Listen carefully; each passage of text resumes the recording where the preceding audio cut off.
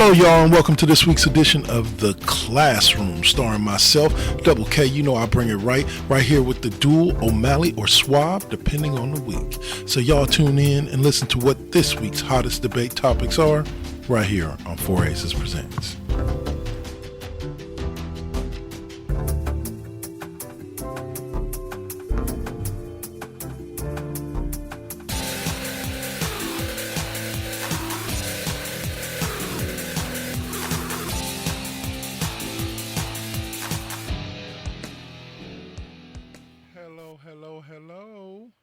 Hello, what is up, y'all? This is Double KK Double. I am the man with the master plan. Just trying to hope that y'all can hear me here. And I'm here to tell you that this week's episode will involve me standing off, or no, having conversations with the one and only West Coast Bias alumni, Mr. Suave. What's up, brother? What up, man? Good to be Not back. much, not much at all, man. Not much. So, I figured we would open this show talking a little bit about them Oakland Athletics this year. Uh, it started out the season looking like they were going to at least try. And don't get me wrong, they've won a couple of games. They're up over Seattle right now, 4-1. But that record, man, that record ain't having it. They are 44-77. Suave, your thoughts on the Athletics this year? Well, I'll be honest. The second they started the fire sale and started restocking the minor system, you kind of writing was on the wall for a really not successful season. I didn't think we would be able to pull off something like the Giants, where they had all those massive retirements and turned around and went over 100 games in a season. So we weren't able to catch that kind of lightning in a bottle. But you can obviously see that we're in the turn down, and they're on the path of trying to build the roster back up. Still waiting to see if they get a new stadium to where we can actually keep our homegrown talent. But they sent out Chapman, Olsen, Frankie Montage during the season. So I mean, the results are fairly expected. Yeah, I would say once we let Simeon go and we started taking out other people, I think I began to realize what exactly was happening here. Like, don't get me wrong, I love me some Oakland Athletics, but you can tell they did the same thing around the time when they had what was his name? It was Zito. Um, they're right here in front of me. Zito, Mulder, and Hudson. When they had those boys, those three, and then all of a sudden, one by one, they just disappeared, and you knew it was rebuild time. Every few years, it's rebuild time. It's the one thing they get sick and tired of being an A's fan. Every few years is rebuild time. Whenever we seem to have built something nice, they seem to take it away. Why has this trend not changed since Lou Wolf went away? Well, to be honest, it had started to, and then the MLB decided to open up the spigot for the profit sharing, allowing the bottom feeders to collect that extra check for being on the bottom. And next thing you know, they went right back in the fire sale mode. Um, you can complain that the stadium doesn't get filled. That's repercussions of allowing Lou Wolf to do what he did the entire time. So you can't really complain about a situation you created yourself when it comes to attendance. Um, you had opportunities to remain successful, remain relevant, and every 4 or 5 years you've got to turn the entire team over and try and start from the bottom again. So I mean, that's essentially where we sit.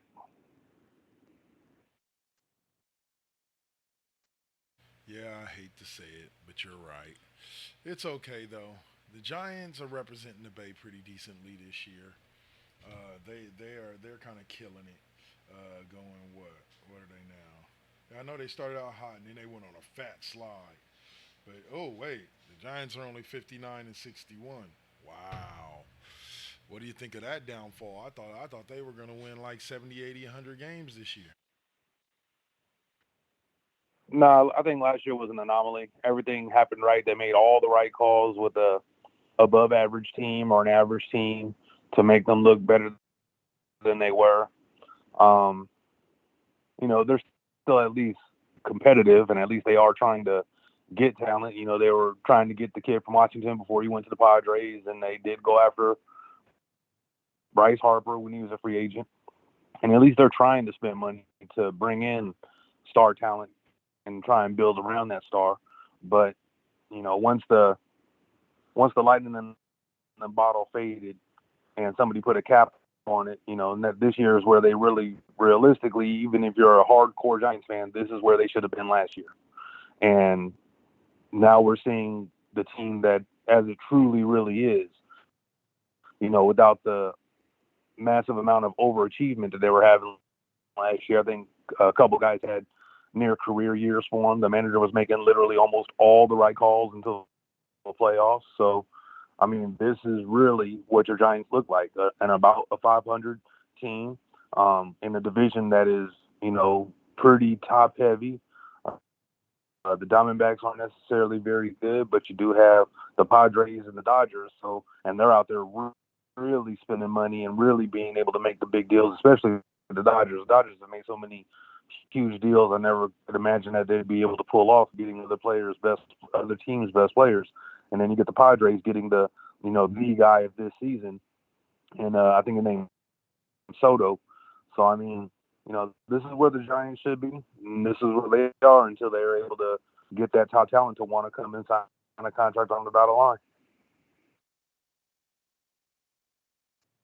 Yeah, yeah. So technically, to an extent, that would make last year a fluke. Sorry to say it, Giants fan. Sorry to say it. As an avid A's fan, it makes me heartbroken to say that last year was a fluke. But at the end of the day, they do have a solid team. I think both teams could use a little star power. I think the A's should have kept at least. Well, they did keep one. They kept Ramon Laureano, so that was pretty cool. But other than that, getting rid of Chapman, Olson, all them faces that we know and love going to other places was just Marcus Simeon. Elvis Andrews is no longer with the squad, but it's all good. It's all good. Man, there's been this debate, okay, going around about whether or not the Sharks will ever win a Stanley Cup. Every year that passes, every birthday that passes, I lean more towards no. At least not in my lifetime. How do you feel about that, Suave? Because I don't even think we really know what's going on with the Sharks right now. Well, I'll tell you like this. At least they've been trying. They went out and traded for Thornton, and they had Mario, and they tried to, keep that team together with those veterans. They were always one of the top teams for at least a good 5, 6 years there. They were looking like they might, get it over, but they just would flame out in the playoffs for whatever reason. And then you watch teams like the Knights in Vegas, you know, jump up and grab themselves a title out of nowhere. So, it hurts as a Sharks fan that your team hasn't been able to get over the hump. But I do believe in the ownership. They've shown that they're willing to spend money and put a good product on the ice. And eventually, you catch a couple of breaks here and there, and they might just be able to pull one off. Do I see a dynasty in the making? Absolutely not. But could they one shot one? Absolutely.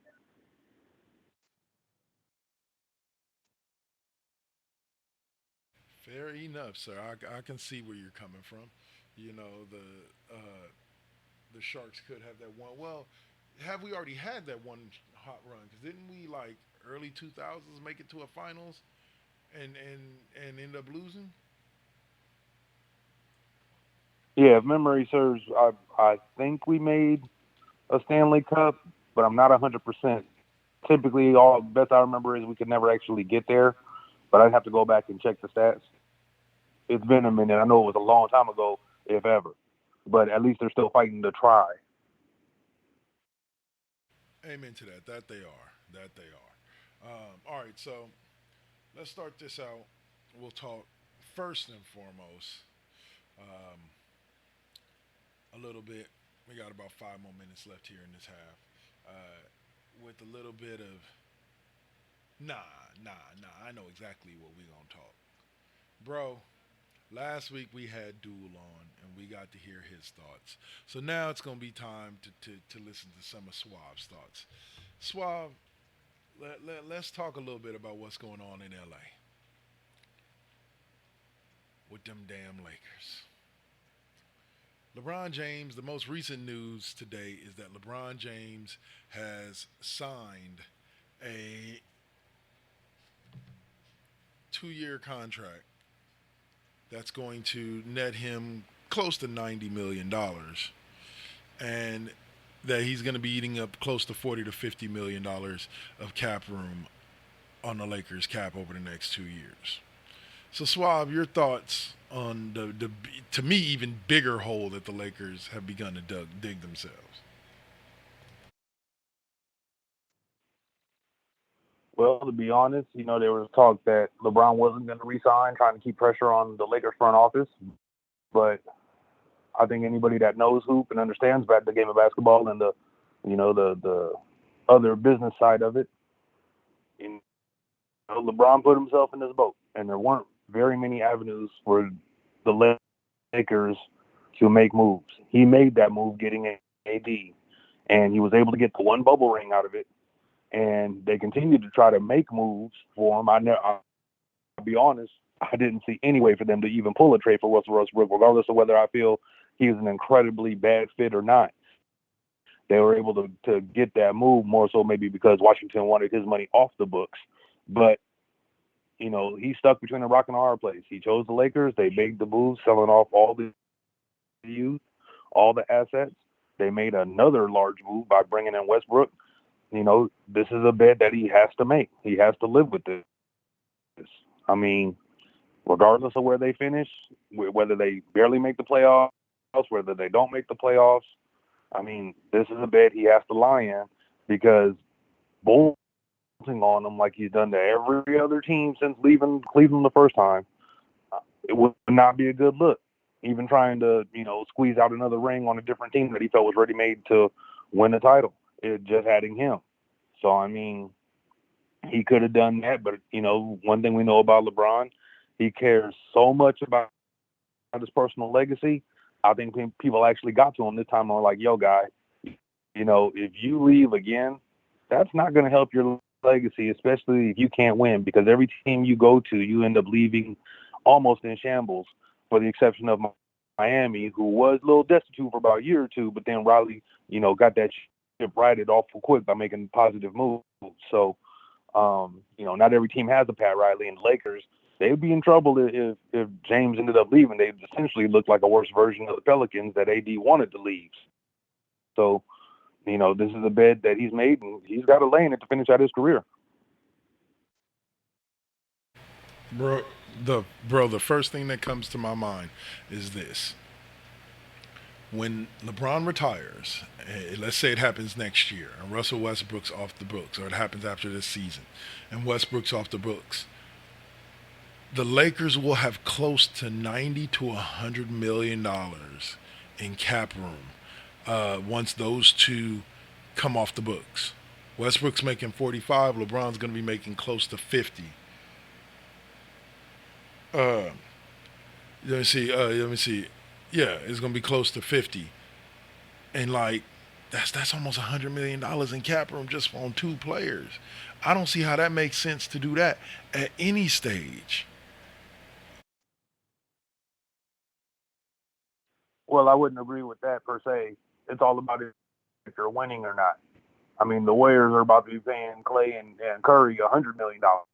I think Curry's going to be making like almost 60, and Clay's going to be like at 40. So, I mean, it makes sense if you're winning.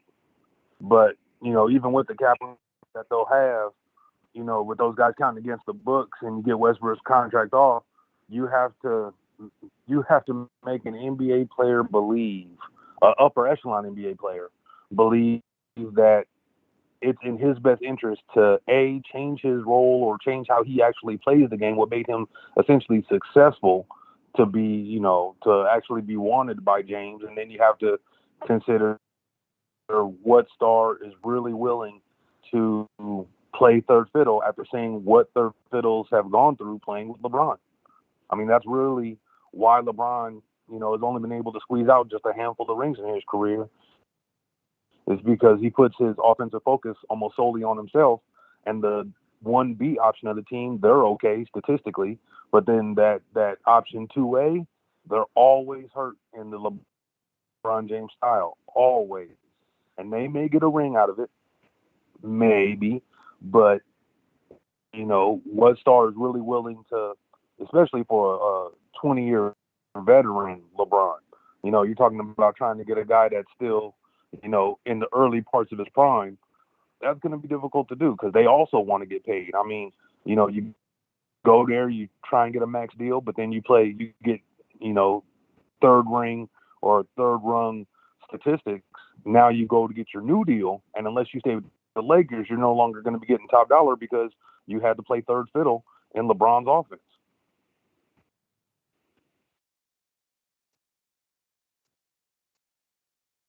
Very true. All right, on that note, we're going to go on ahead and take a quick break, that podcast promo break, and we will be back in approximately about a minute and a half, 2 minutes, right here on the classroom on Live 365 and Spreaker.com. Peace.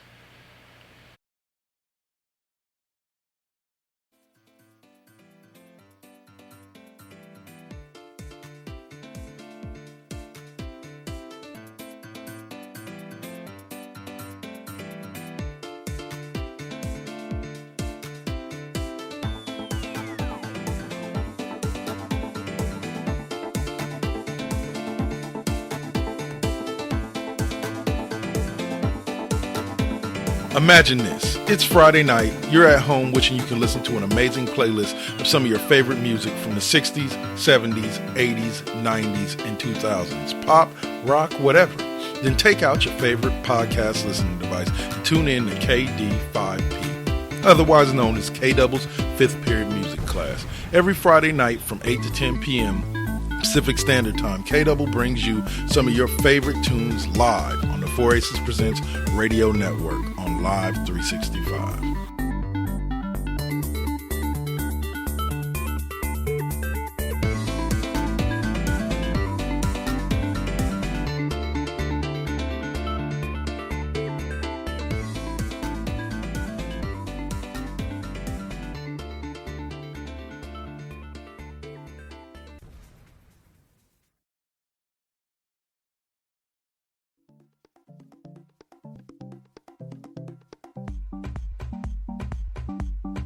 Hey y'all, what's up? This is Double KK Double, as always, here to let you know about one of the newest shows on the Four Aces Presents Radio Network, a sports debate show by the name of The Classroom. That's right. Every Sunday at 3 p.m., Four Aces Presents brings you The Classroom, classic debate starring your boy Double K, taking on the likes of O'Malley, The Duel, Suave, and others.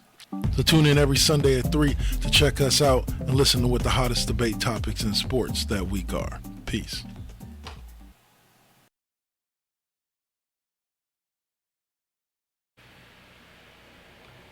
All right, and we are back once again with Mr. Suave. How you doing, Suave? Not too bad. Another day of chilling, man. Right on, right on. All right, so we're going to dive in now to some football talk.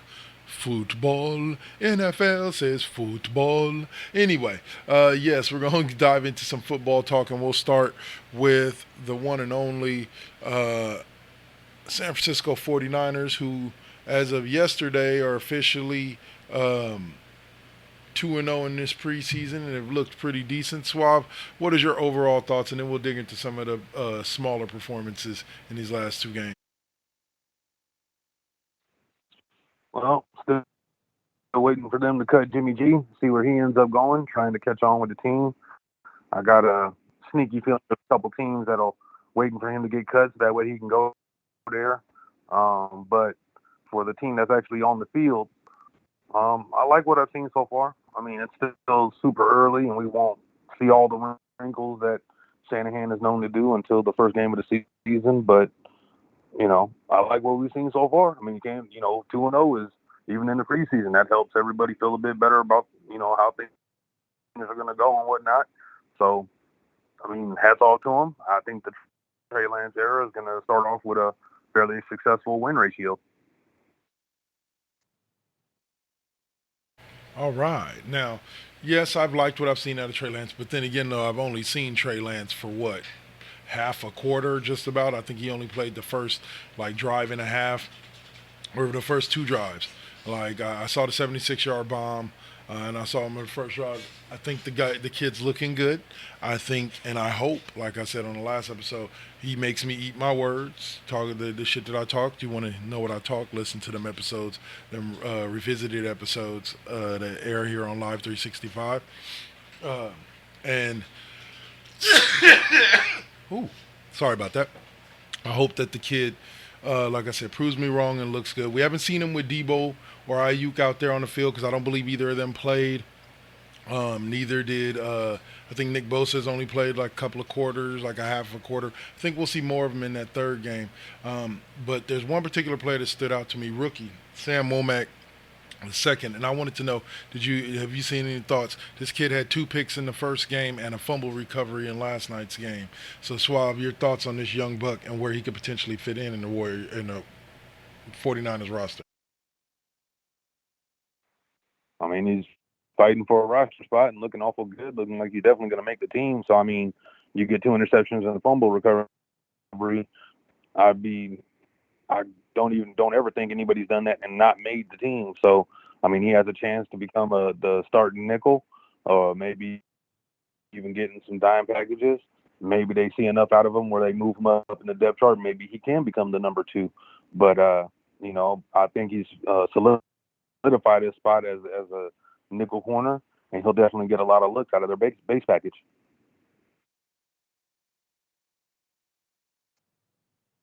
For sure, for sure. Like I said, that little undercut pick that he had against Green Bay, it was beautiful. But another player that's kind of caught my eye is a player he's not a new guy, he's not a rookie, but he might as well be a rookie because he's missed the better part of the past 2 years of his contract or of his career. And that young man is the one and only Javon Kinlaw. I believe he has a sack and a half in the first two games. He's looked pretty good applying pressure up the middle. I think this will be the first season that the 49ers really get to see if he has that. And I know I'm not comparing him to, nor am I putting him on the level of, but to see if he has that Aaron Donald level talent. Because the kid looked pretty good on tape from college and the little bit that he played. But the past couple of seasons, but they say he's fully healthy, and they say he's something worth watching this time around. So your thoughts on Javon Kinlaw, sir? I mean, the only question remaining is, can he stay healthy for an entire season or two? You've already lost half of your rookie contract essentially. Um, it's going to be an uphill climb. I mean, if he shows the talent and is able to stay healthy, even if he doesn't necessarily, blow the doors off statistically, but he's in there being disruptive. The first ability is availability, and if he's able to stay on the field, he can only help this team. Um, the kid has talent. He was one of the top picks for the Niners, so they need production for the guys that they chose at the top end of the draft. So if he can stay healthy, he should definitely help them. That's just the biggest question mark. We haven't seen a real full season out of Kinlaw yet, and the clock is ticking because he only has another year left on his deal after this one, and then he's open to that fifth-year option, but they may not do it if he literally just can't stay healthy. I feel you 100%. God, like you said, the best ability is availability. Well, look, man, there's this team looks like it's going to be pretty damn good. Jimmy Ward, I believe it was before his injury, is the one that made the comment that somebody needs to coin the phrase "pick city" because this defense is going to be getting a lot of them, and a lot of that has to do with the addition of the development of Tawalona Hafuanga and the free agent signing of Tre'Davious Ward. Ward looks to be solid. We've only seen him, like I said, maybe a quarter or so. I think we'll see a lot more of him out of this third game. But he's considered to be one of the biggest free agent signings because it gives the Niners, kind of like they did when they signed Sherman, a solid number one corner, and then have Jason Verrett potentially playing opposite of him. Jason Verrett has not seen any action this preseason, probably won't until game one. Hopefully he actually stays healthy this season because I think him and Tre'Davious Ward could be a team to be reckoned with. But what do you think of the Niners cornerback lineup? Well, I'll be honest, they're a work in progress at the moment. I'd say it's still a bit suspect. Barrett's had an injury history, even though he was there for a big chunk the last year. I wouldn't necessarily put Ward on Sherman's level. He was never considered a top corner. I do think he was a good free agent get for the team, and he definitely should be their number one considering who they got on the roster. Can he take that next step and become a top flight corner? Absolutely, especially with the front four pressure that they'll be getting, and you still got a really good second level led by that linebacker. So I think the corners, this defense reminds me a lot of the Giants defense that was able to stop the Patriots twice. They got an incredible front four, and they're young, and they've got a good linebacking core, and the corners and safeties, not any big names, but they should be serviceable enough to really be helped by the fact that the Niners should get pressure with just essentially that front four. So there should be opportunities for them to, make plays.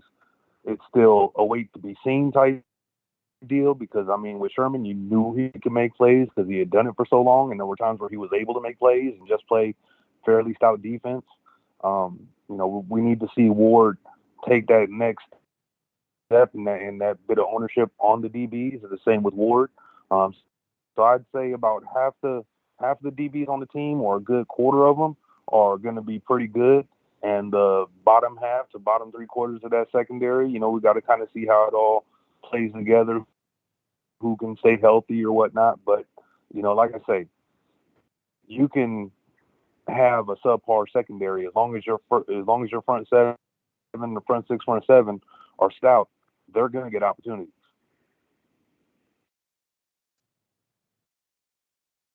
100%. The only place where I think that we part ways as far as agreement is that I believe that Tre'Davious Ward has always had the potential to be a number one. He may not necessarily be put at the stats, but he's always had that potential. And then, but I'll probably be about the only place I disagree. I think that he can show. He showed the 49ers in that Super Bowl when they played the Chiefs that he has that potential, and I think that they're going to elevate him to that next level and get him to where he might end up being one of the top flight corners in the league. Now, on the offensive side of the ball, I like the lineup that they have there. The only issue that they really have is on the offensive line in the center with the retirement of Alex Mack. Brendel looks to have the inside line on. Josh Brendel looks to have the inside line on the starting center position, and then left guard. And they also lost left guard Laken Tomlinson to the Jets. So this is definitely going to be a work in progress. But I think that this is where Trey Lance's mobility will come into play. So Suave, your thoughts on the Niners' offense for this season? To be honest, I'm not really worried about their offense. I think their offense is going to be pretty good because Shanahan has shown he can, scheme a game pretty well. I do like the ability of Lance to elongate plays, and I think that'll help an offensive line that has seen some people leave it that they could really be using right now, but they do have some good pieces on there. I'd like to see them get a top tier running back, but they don't really need it. They can do what they have because they have Ayuk and they have Samuel. So with those guys on the outside and with Kittle, that's definitely should make a lot of nice holes for the running back by committee to work with. And then with Lance being able to stretch plays, I mean, I like the ability of the Niners, especially with Shanahan scheming for Trey Lance. So as long as they don't overuse Samuel in his H-back role or whatever they want to call it, as long as they try to use that sparingly throughout the season so they can really catch some teams by surprise with it, I think they'll do really well. I just worry that they might H back a little bit too much and then Samuels gets hurt and now you've really stunted your own offense because you couldn't resist putting him in the backfield even though he's been fairly successful in it. But it's all a matter of how much pounding can you take in that role. But as long as the defense is stout, the offense should, look real good. I mean, second year Lance had a full year to sit and watch game film, and now he's in the game. There's going to be some growing pains. There's no doubt, but with Shanahan being able to scheme for him, that should negate a lot of those growing pains that we're used to seeing from quarterbacks.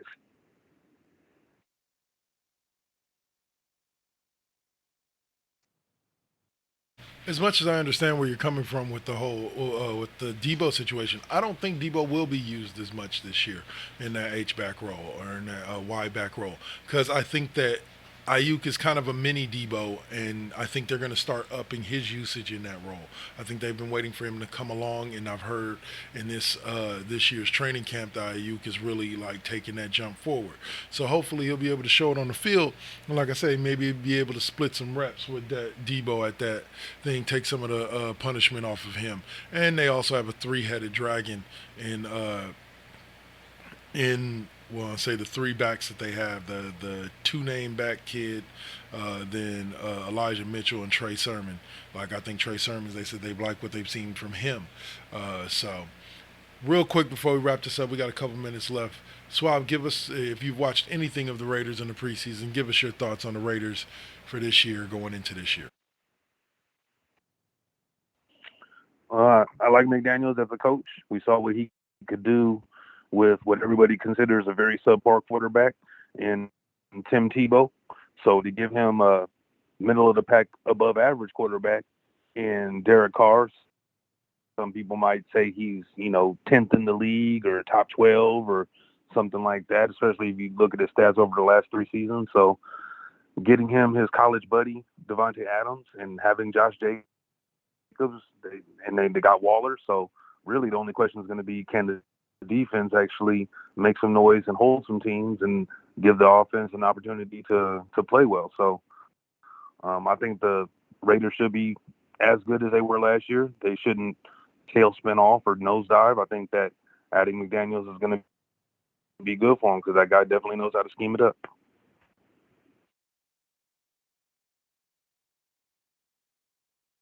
For sure, I've said it many of times. The Raiders are only a step and a half behind what the Niners have been doing, and now they found their Kyle Shanahan. And I think that McDaniel's could lead them, especially with getting him a toy like Devontae Adams to play with out there. I think, and Darren Waller, and you still got Josh Jacobs in the backfield. I think this team is set up for success. I think this team made it to the playoffs last year. They might actually win a game or two. I don't know about Super Bowl, so hold your breath, Raiders fans, whether you be Las Vegas or Oakland. Hold your breath. I don't know if they're going to the Super Bowl, but I know that they should do better than last year. Suave, any last thoughts before we sign off here today? It was a pleasure to be on the show again, and well, it's going to be good times for when the hoop season starts and when football starts on both sides of the or for the Bay Area.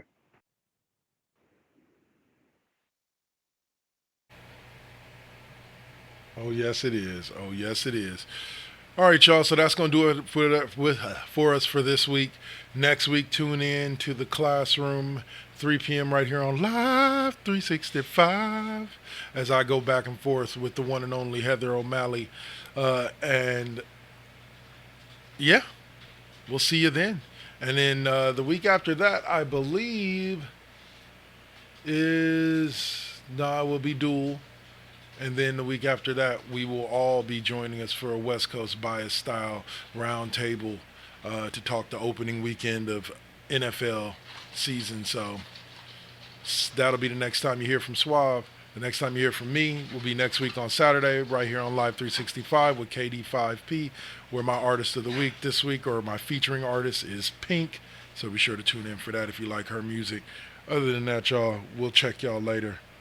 Have a great day. Enjoy your Sunday. Peace.